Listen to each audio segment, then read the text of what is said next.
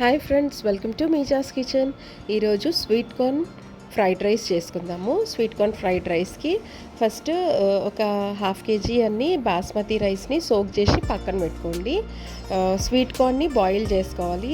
Sweet corn మంచిగా మరీ సాఫ్ట్గా కాకుండా కొంచెం ఒక 80% కుక్ అయినంత వరకు బాయిల్ చేసుకొని పక్కన పెట్టేసుకోండి.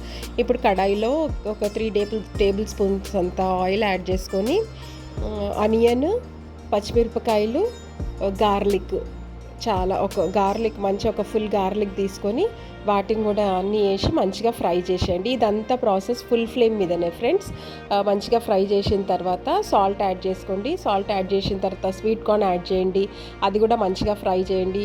అది కూడా ఫ్రై చేసిన తర్వాత ఇప్పుడు ఒక టేబుల్ స్పూన్ అంతా వెనిగర్, ఒక ఫుల్ టేబుల్ స్పూన్ అంతా డార్క్ సోయా సాస్ యాడ్ చేసి, చిల్లీ సాస్ ఉంటే, గ్రీన్ చిల్లీ సాస్ ఉంటే అది కూడా ఒక 1 టేబుల్ స్పూన్ అంతా యాడ్ చేయండి.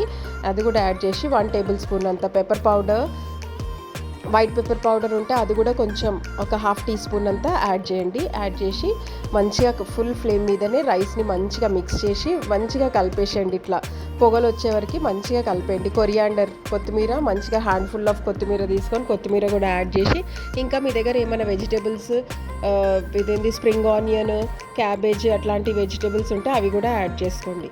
కానీ ఫ్రైడ్ రైస్ అయితే చాలా సూపర్ అయింది. పిల్లలకి టిఫిన్ బాక్స్కి చాలా బాగుంటుంది.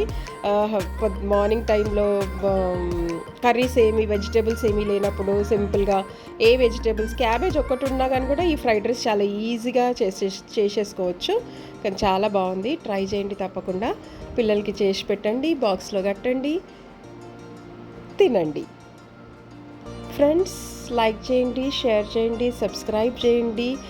షార్ట్ వీడియోస్ని ఫుల్గా వాచ్ చేయండి, long videos, full videos watch చేయండి. ఫ్రెండ్స్, ప్లీజ్ సపోర్ట్ మీ. Thank you for watching.